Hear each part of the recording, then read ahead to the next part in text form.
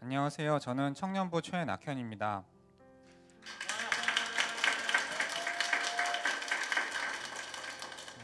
오늘 저는 그때 당시에는 느끼지 못했지만 뒤돌아보니 삶의 곳곳에서 저와 함께 하시며 말씀을 주셨던 저의 하나님에 대해서 이야기하고자 합니다.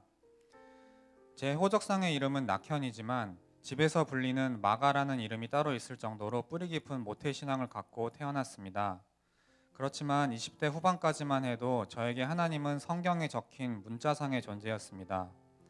내 삶에 실질적인 영향이 있는 존재이기보다는 어딘가 계시겠지 정도의 느낌만 갖게 하는 분이셨습니다. 지금부터 5년 전 저는 어머님을 통해 순전한 교회를 소개받았습니다. 당시 저는 직장에서 적응하는 데 실패하고 크게 낙심하여 좌절한 상황이었습니다. 어렵게 첫 직장을 구했지만 업무는 사회 초년생이 맡기에 너무나도 어려웠고 게다가 회사 상황도 어려워져 사람들은 하나 둘씩 퇴사하고 그에 따라 제 업무는 더욱 과중해지는 악순환이 이어졌습니다. 자존감은 바닥을 치고 우울증이 심해졌지만 퇴사할 용기는 없어서 어느 순간부터는 죽으면 편해질 테니 뚝 끊어지듯 고통 없이 사라지고 싶은 생각에 사로잡혔습니다. 결국 극심한 스트레스에 회의 중 눈앞이 하얘지며 말이 나오지 않는 상태가 되어 병원에 실려가게 되었고 그렇게 도망치듯 회사를 퇴사하게 되었습니다. 돌이켜보면 그때 당시 저에게 세상은 아무 빛이 없는 무채색과 같았습니다. 끊임없는 불안과 고민에 사로잡혀 아무런 색이나 소리도 없는 지루한 흑백 무성영화 속에 사는 듯한 느낌이었습니다. 그동안 열심히 살아왔고 잘해왔다는 일말의 자신감조차 산산조각으로 완전히 깨져서 나는 완전히 실패했고 부서져 버렸구나 생각했습니다. 그때 그동안 들리지 않던 성경 말씀이 저에게 들어오기 시작했습니다. 어머니의 권유에 자의반 타의반 하나님 아버지 사랑학교를 수강하게 되었습니다. 워낙 오래전이라 강의 내용이 잘 기억나진 않지만 거기에서 주님께서 깨진 질그릇과 같은 우리를 더욱 귀하게 사용하신다는 말씀을 듣고 펑펑 울었던 기억이 선명합니다. 당시에 저는 제가 생각하는 이상적인 나의 모습을 상상하고 그 모습으로 타인이 나를 바라보길 원하면서 마치 가면을 쓰듯 이상적인 나를 연기하며 살았습니다. 잇따른 삶의 좌절로 이상적인 나를 연기하는 데 실패했을 때 저는 완전히 깨져버렸고 더 이상 회복할 수 없다고 생각했습니다.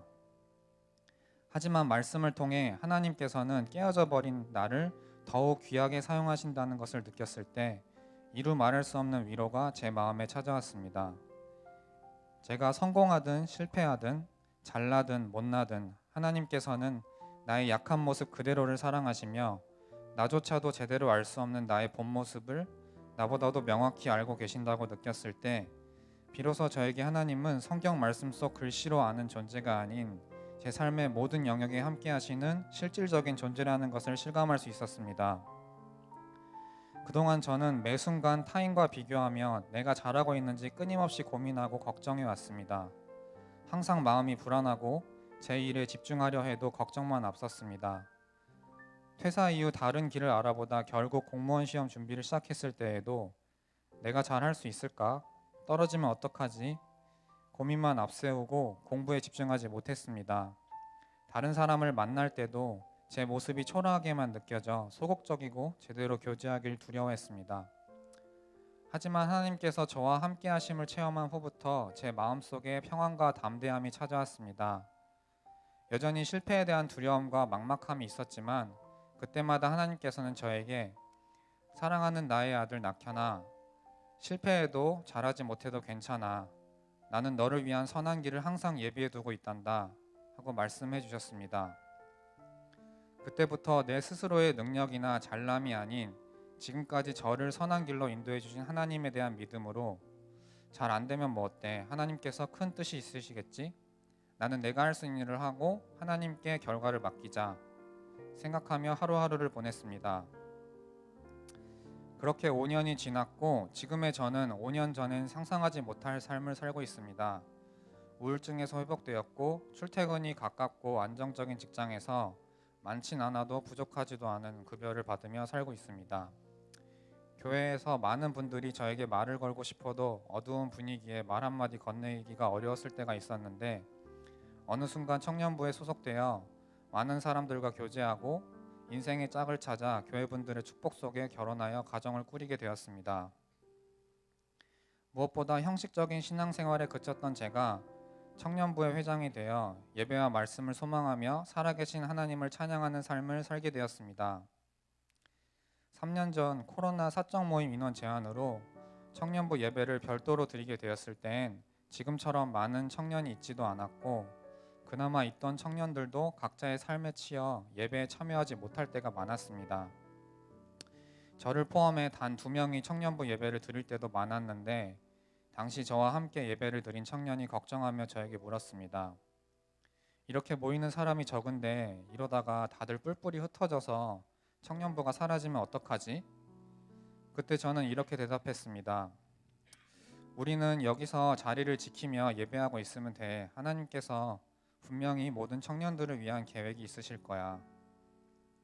지금 생각해도 제가 무슨 생각으로 이렇게 대답했는지 모르겠지만 정말로 그때 저는 하나님께서 일하실 것을 믿었기에 아무런 걱정이 없었습니다.